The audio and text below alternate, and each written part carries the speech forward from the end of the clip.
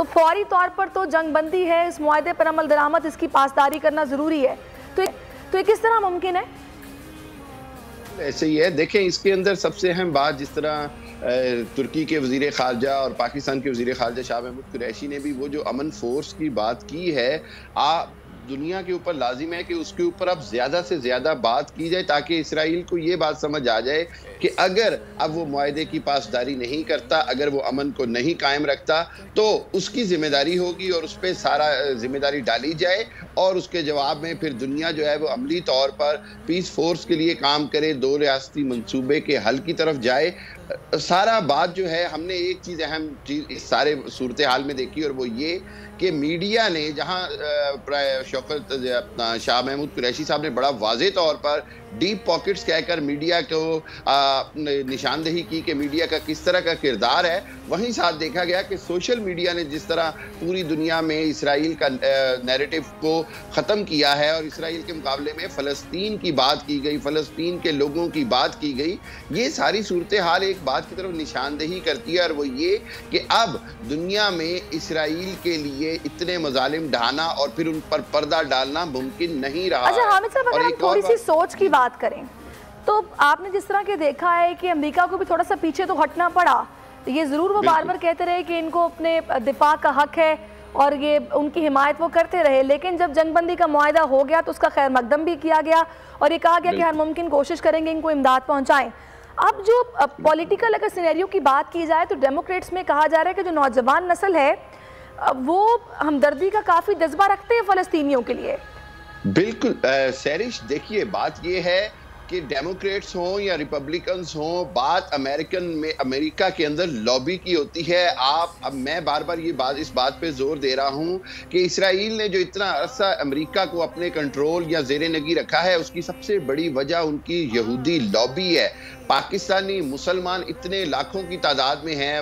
अरब हैं, दूसरे ममालिक से हैं, उनको भी अब वहाँ पर स्ट्रॉन्ग लॉबिंग करनी है। और बिल्कुल दुरुस्त कह रही हैं आप, जो नौजवान या 40s के अंदर जो मेंबर ऑफ कांग्रेस और मेंबर ऑफ अमेरिकन सेनेट हैं, वो ये बातें और ये सारे मनाजिर अपनी आंखों से देखते हैं और वो ये जानते हैं कि ये फ़लस्तीन का मसला मुसलमानों का मसला नहीं, ये इंसानियत का मसला है। यहाँ पे बच्चों की जानें जाती हैं, यहाँ औरतों की जानें जाती हैं, यहाँ बूढ़ों की जानें जाती हैं, यहाँ अस्पतालों पर तबाही मचाई जाती है, यहाँ स्कूल तबाह बर्बाद किए जाते हैं, यहाँ अल जजीरा और AP जैसे मीडिया हाउसेज उड़ाए जाते हैं। ये सारा कुछ दुनिया की आंखों के सामने है। और अमरीकी जो हैं, वहां पर एक बात है कि अगर उनको मालूमात पहुंचाई जाएं, बदकिस्मती ये है कि अमरीकियों तक मालूमात नहीं पहुंचाई जाती। 25 करोड़ अमरीकी जो हैं वो अंधेरे में रहते हैं, उनको लॉबिंग के जरिए, मीडिया के जरिए और मुख्तलिफ सेमिनार, ये जो आपने मीडिया की बात की, लॉबिंग की बात की है, क्या आप ये देखें ना कि मीडिया हाउसेस को भी कंट्रोल किया जाता है। जो CNN की एंकर थी जिसने बार बार ये कोशिश की कि किसी तरीके से शाह साहब ये बोल दें या फिर उनका कोई स्टेटमेंट ऐसा हो कि जिससे ये तासुर जाए कि वो यहूदियों से नफरत का इजहार कर रहे हैं, तभी वो बार बार ये सवाल भी कर रही थी जो उन्होंने जो बात की है। लेकिन शाह साहब ने बड़ा अच्छा ये रिस्पॉन्स दिया, रिएक्ट किया है कि उन्होंने अपना बयान वापस नहीं लिया। बिल्कुल ऐसे ही है। और आप ये देखिए, मैं मतलब हैरान था कि वो इतनी मतलब सहाफ़ी और इतने बड़े चैनल के ऊपर होने के बावजूद उसके अंदाज और उसके चेहरे के ऊपर जो वो ख़ास बायसपन था वो नुमाया था। और ये बात इस शाह महमूद कुरैशी साहब की उस बात को तक़वियत देती है कि दुनिया के जो बड़े मीडिया हाउसेज हैं, चाहे वो CNN हो, फॉक्स न्यूज़ हो या दूसरे चैनल्स हों, वो यहूदी लॉबी कंट्रोल कर रही है। और वाकई ऐसे ही था कि उसके बस में नहीं था कि वो किसी तरह भी शाह महमूद कुरैशी साहब को मजबूर करती कि जी वो कुछ ऐसी बात करे जिससे। बिल्कुल। अच्छा हामिद साहब, आप मेरे साथ रहिएगा। कर्नल रिटायर्ड असद महमूद साहब ने भी ज्वाइन किया है। असद साहब, आप भी गुफ्तगू सुन रहे हैं, जिस तरीके से यहूदी लॉबी जो है वो मीडिया को कंट्रोल करती है और कोशिश की जा रही थी शाह साहब के बयान को मुतनाज़े बनाने की और फिर अंधेरे में रखा जाता है अमेरिकन्स को। ये लॉबी ने इस बार काम उस तरीके से नहीं किया, वरना दुनिया भर में जिस तरह आवाज़ उठी है फ़लस्तीनियों के हक में, वैसे ना उठती। सैरिश, थैंक यू वेरी मच। देखिए, अगर पूरी दुनिया के अंदर मीडिया को देखा जाए तो 90% से ज्यादा जो इलेक्ट्रॉनिक मीडिया है उसके ऊपर तो 6 कंपनीज हैं जिनका कंट्रोल है और उसके सारे के सारे जो हैं वो ज्यूज मालिक हैं। अच्छा आगे चलें, अगर आप प्रिंट मीडिया की बात करते हैं तो प्रिंट मीडिया भी सारे का सारा आप जो है उसको यहूदी कंट्रोल कर रहे हैं। सोशल मीडिया पे आ जाएं, फेसबुक को ले लें, विकीपीडिया को ले लें, गूगल को ले लीजिए, ये सारे के सारे ये वो मतलब मीन्स हैं जिनको यहूदी कंट्रोल कर रहे हैं। लेकिन हमें ये चीज जहन में रखनी है, अगर हम CNN का तस्करा करते हैं, फॉक्स न्यूज का तस्करा करते हैं या ABC की बात करते हैं, तो ये सारे के सारे तो वो चैनल्स हैं या वो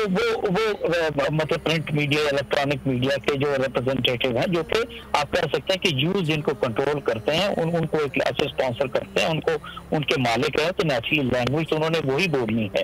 लाइक वाइज जैसे शाह महमूद कुरैशी साहब ने तस्करा किया डीप पॉकेट्स का, मैं समझता हूँ कि ये वो वर्ड था, इट वाज नॉट नस्ल पर ने ठीक बात कही है। और नेचुरली ये जब मैं आपसे कह रहा हूँ कि 90% media, more than 90% media is own by the Jews, तो उसमें वो बात तो फिर आती है। और नेचुरली इजरायली स्टेट भी उसी के अंदर एक क्लास से फॉल करती है, और जो उनका माइंड सेट है, जिस तरीके से इन चीजों को उससे पहले वो लेकर सामने आते रहे, वो तो बिल्कुल ऐसे ही होता था कि एक तरफा मौकफ होता था जो कि इजराइल का होता था। अब क्या फर्क पड़ा है,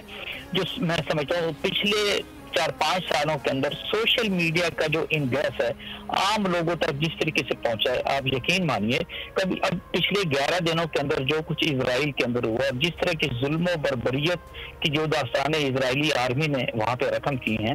और जो हम आप तक पहुंची, जिस तरह की तबाही और बर्बादी आपने देखी, जिस तरीके से बच्चों के धड़ देखे, जिस तरीके से बिल्डिंगों को आपने उड़ते हुए देखा, ये आज से 16, 17, 13, 14 चीजें नजर नहीं आती। जो बड़े media houses, electronic media houses हैं, उनको तो ठीक है, ये लॉबीज कंट्रोल करती हैं या फिर ये फंडिंग करती हैं, ये बात आपकी बिल्कुल ठीक है। लेकिन जो सोशल मीडिया से एकदम एक कहते हैं ना रेवोल्यूशन आना, ये इनकलाब ही है ना, कि जिस तरीके से लोगों ने आवाज उठाई, बाहर निकले, जो लोग नहीं इलेक्ट्रॉनिक मीडिया पर देख सके उन्होंने सोशल मीडिया पर देखा।